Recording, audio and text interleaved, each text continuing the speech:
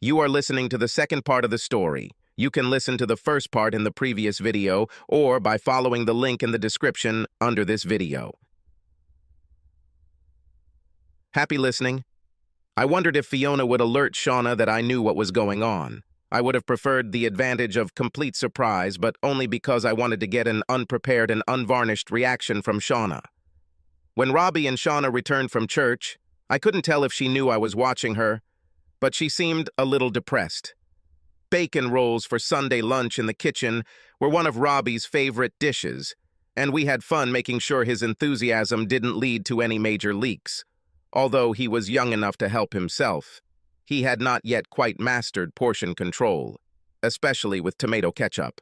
After lunch, I settled Robbie in the living room, and he happily played with his toy car collection, then returned to the kitchen to join Shauna. She watched me carefully as I sat down at the kitchen table again, so she seemed to know what was in store for her. I didn't mean to beat around the bush. Looking straight at her, I said, "I know about you and Callum." She sighed. "I know you do," she replied. "Why did you do that, Shauna?" I asked. "Because I am a woman from the Magandi Valley, Rob," she answered. "You can throw a woman out of the valley, but you cannot tear the valley out of a woman. It is my duty and my destiny to continue our legacy. We cannot simply throw away more than 2.5 centuries of tradition that has been passed down through generations of women and has protected the foundations of our society. But haven't you thought about what will happen to us?" "Of course, I thought about it. I'm sorry you're upset, but you know I love you, just like I know you love me. You must understand that what I do does not threaten what you and I have." "I don't understand how you can say that," I replied. "I find it difficult to understand your reasoning, Shauna. You have committed adultery, and our marriage is in grave danger. Please don't look at it that way, Rob. I hope we can work things out, and you will see that our marriage is stronger than ever. I knew that you would find out what was going on, but I didn't think it would happen so soon. So perhaps I wasn't as well prepared for this conversation as I should have been. The thing is, I'm not having an affair with Callum because he's not in love with me and I'm not in love with him. Come to think of it, all I do is reward him for good behavior and teach him life skills. What happens will have no real impact on you and me." "How do you know?" I asked her. "Nothing will change. I will always be with you when you are here. I can take care of Callum when you're not home, and you won't see him when you get back. You don't see Callum much anyway. On weekends, he usually goes with friends to football in Inverness or to some music festival. This won't change. But you're asking me to share you with Callum. I don't think so, Rob. You will receive all the love and affection that I have always given you, but I am 32 years old and have a lot of reserves. I'm not taking anything away from you to give to Callum. What he gets will be just the extra I can give. I think we'll have to agree so as not to disagree. I know I don't own you, but you are my wife and I am your husband. I am not going to accept the fact that you can temporarily deviate from your marriage vows to be faithful and devoted to me." "That's a very ungenerous attitude, Rob. I thought you might be able to look beyond the small details and understand the greater good we are trying to achieve. This is a great honor for me. I was chosen to make a man out of this boy. This is something special. And not only that, he is also the son of a chief. You make it sound like it's something between a ceremonial ritual and a transcendental experience, Shauna, but in reality it's just an affair with a young guy who decides he wants to have sex with you and have you on his arm. I don't think you're teaching him anything more than various sexual techniques. You may think so, Rob, but this is a very unusual arrangement. Many other women had walked this path before me, and their husbands usually supported them, realizing that it was a small sacrifice in exchange for peace and prosperity in the valley. And what happens if the husband objects? Most husbands understand that they can only turn a blind eye to it, so they don't mind. Very rarely does the husband object, and eventually leaves the valley. As you know, when it comes down to it, it's the women who control what happens in this valley. "It sounds like an ultimatum to me," I said. "Your friend Fiona warned me not to give you ultimatums, so I'm puzzled that you're willing to go down this path.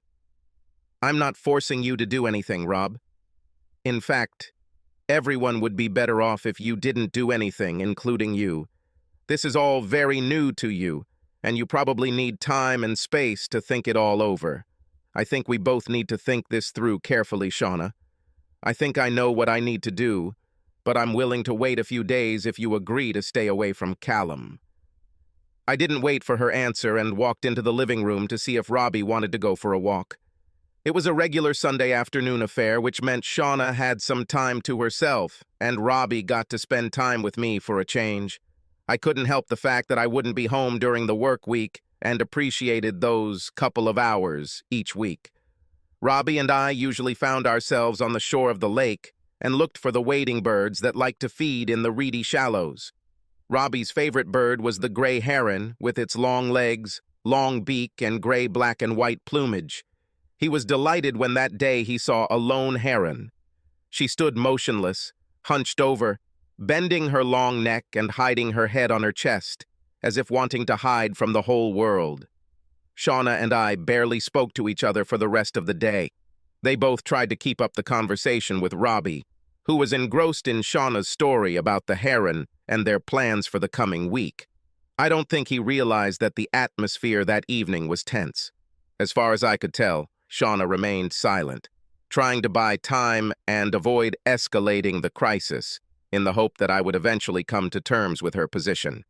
I don't think she realized the extent of my anger, and that I controlled it only through a determined self-control that included refusing further discussion. There's not much I can do if Shauna decides to ignore my request to cool off with Callum. As I packed my suitcase that evening, I couldn't help but think about how I would feel if I had to leave home forever. What I felt was almost unbearable. It was as if the three of us were in a car accident and the wife I loved was suddenly taken from me. All I had left was my son. How can I avoid losing it? It took me time to understand what was happening and what I could do about it. The next morning I got up early, determined to hit the road before Shauna got up. I was just finishing my coffee and putting on my jacket when she appeared in a robe. Her eyes looked puffy and red, so she probably didn't sleep well. "Safe trip, Rob," she said as I headed for the door. "Please remember that I love you. Let's talk later this week." "Okay, Shauna," I replied. I'll be damned if I let her hear the L word from me. Looking back, I think I spent the first part of that week in numbness and shock. Didn't call home or hear from Shauna, but that wasn't unusual. I often visited remote areas where the telephone network was very poor, which is why we tried to modernize and improve the telecommunications infrastructure. That Thursday evening, like most Thursdays, I was booked into a serviced apartment the company was renting in Inverness. It was much more comfortable than a boring hotel room and had all the comforts of home, including a good selection of whiskey. I had just finished writing my reports in preparation for the weekly management meeting the next day when the doorbell rang around 7 p.m. I opened it, and there stood Lady Fiona. She was bundled up against the evening chill in what I would call country house attire. A dark green Barber jacket, thick khakis, and sturdy brown leather knee-high boots. In the parking lot near the apartment there was a green Range Rover SUV, undoubtedly matching the color of the outfit. "Good evening, Rob. I'm sorry I dropped by without warning. Can I come in?" she asked. "Of course," I replied, opening the door and letting her into the living room. She took off her jacket, revealing a simple white blouse and beige cardigan, and sat down in a chair. I wasn't really surprised to see her, but I still had to ask, "You came all the way to Inverness just to see me, Fiona?" "More or less. I went out with my daughter this afternoon, but you are the main reason I'm here. I'd like to have a cup of tea if you don't mind, and then maybe we can talk about everything." I went to the kitchen and put the kettle on. Tea is not only about hospitality, it's also a very British way of dealing with troubles. Bad news meets a stiff upper lip in a boiling kettle. I had a bad feeling about Fiona's visit, but the process of making tea gave me the opportunity to reflect on why she came to see me. She was not naive and was dressed very conservatively. I was sure that this was not an attempt to seduce me, but it seemed that she had some plans, and I hoped that she did not bring bad news. When he returned to the living room and gave her a sip of tea, she did not waste time with conversational pleasantries. "I'll get straight to the point, Rob. I've talked to Shauna about the situation we're in, and I think we can resolve it to some extent. That's why I'm here. I'm not sure it'll be easy, Fiona, but thanks for coming. Looks like you have some good news. Does this mean you canceled Shauna's gift? Not exactly, Rob, but we've thought a lot about your position and tried to look at it from your point of view. Shauna and I agree that we misjudged your reaction, and now we need to see if there is any way we can make amends. I don't see how it's possible if Shauna continues to have sex with Callum. That was the problem we were facing, but then we realized we were only looking at one half of the equation. We thought about what you said and tried to look at it from your point of view. You discovered that Shauna was getting something and you were getting nothing or even losing something. Not exactly, Fiona, but I think you're starting to understand. Thank you, Rob. I hope you like the solution we came up with. So what is this solution, Fiona? Heather. Heather? Yes, Rob. My daughter, Heather. She lives here and can look after your needs in Inverness while Shona looks after her brother in the Magandy Valley. I looked at her in amazement. Are you serious? Absolutely. She thinks you're a great guy and will be happy to help. I actually think she really likes the idea. I was stunned. Up until this point, I thought there was a glimmer of hope that Fiona would tell me that they had decided to rescind Shauna's gift. Instead, in an attempt to fix the situation, she hands me her own daughter. Fiona realized she had caught me off guard and waited to see if I would be interested, tilting her head slightly to one side and raising her eyebrow expectantly. Instantly, the clouding of my mind cleared, and the depression and sadness I had been experiencing for the past few days were replaced by ice-cold anger. In those brief moments of revelation, I knew that I had lost my wife and there was no way to save my marriage, but I also knew without a doubt that at some stage, I would settle scores with the traitors.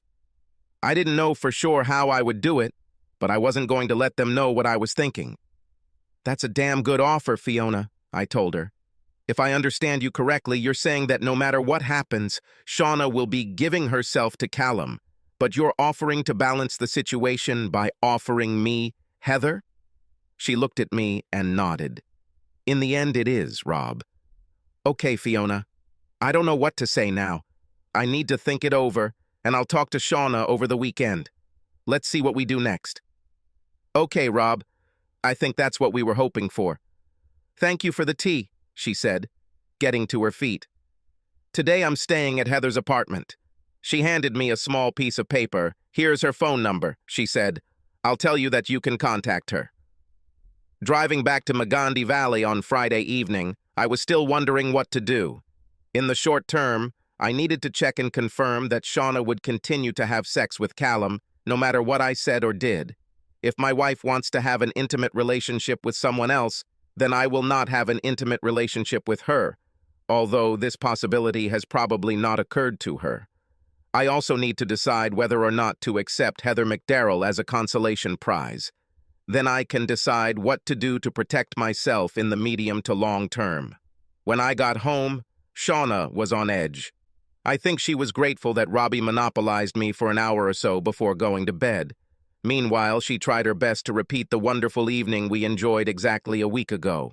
She brought me a cold beer while Robbie chatted and then got busy in the kitchen making ragu bolognese. Once Robbie was put to bed, Shauna opened a bottle of Barbera d'Asti, and we sat down to eat. I had a rough idea of what we would talk about, but I left it to Shauna to start the conversation. Fiona said she spoke to you last night. What do you think about the solution we came up with? She asked. That's not what I want, I replied. Did you meet Callum while I was away this week? She turned away, avoiding my gaze. Sorry, Rob. I was chosen as a gift to him, so I can't just refuse him. So you're still going on like Fiona told me? She looked worried but determined. Yes, she said quietly, nodding her head to confirm her intentions. I know you don't like it, Rob, but I have to do it. I decided to give her one last chance to change her mind. I hear what you're saying, but I still don't understand why you think you have to do this, Shauna. I'm not going to threaten you or give you an ultimatum, because you have to decide for yourself what to do. I can't make you stop what you're doing, But are you sure you can live with the consequences, whatever they are? Yes, Rob, I know it will be difficult, but I think I can do it. This isn't forever, and I won't hold it against you if you decide to balance things out. I think you're making a big mistake, Shauna, but it looks like you've already made up your mind.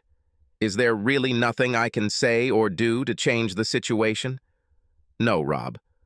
I don't think there's any chance of that, she replied. You see, I didn't tell you, but I myself am a child of giving. I wouldn't exist if it weren't for giving.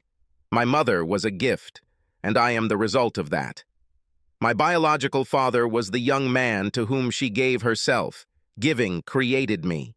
So it was almost inevitable that the circle of life would lead to me giving myself in turn. Wait a minute, Shauna. You said your father died in a car accident while your mother was pregnant with you. Now you want to tell me that he is not your real father? Yes, she replied. It's true that my mother's husband, my father, died when his car fell off a cliff. I don't know exactly what happened, but it turned out that he was well insured. So we did not suffer any financial losses. I don't think my mother will ever truly come to terms with his death. She told me about my biological father when I was a teenager, so I would know why my medical records were different from what I expected. It's a damn interesting story, Shauna, but I still don't understand why it makes you want to have an affair with a teenager. Rob, this is my destiny. Giving led to my existence, and my existence led to me becoming gifted. I realized there was nothing more I could say to change her mind, so I simply nodded, and we ate in silence for a while, each with our own thoughts. However, there was one more important question I needed to ask. From now on, I don't want Robbie to have any contact with Callum or his family. Can you promise me this? I asked. Of course, she answered quickly, smiling uncertainly. I don't know if she thought I accepted our changed circumstances, but it was just damage control on my part. I was going to do everything possible to ensure that my son did not encounter any strange behavior that could affect his young mind. It will already be difficult for him to cope with the changes in our family relationships that will happen. After dinner, I decided to treat myself to an 18-year-old Glenfarclas single malt, which I sipped while we sat and watched some mindless TV show.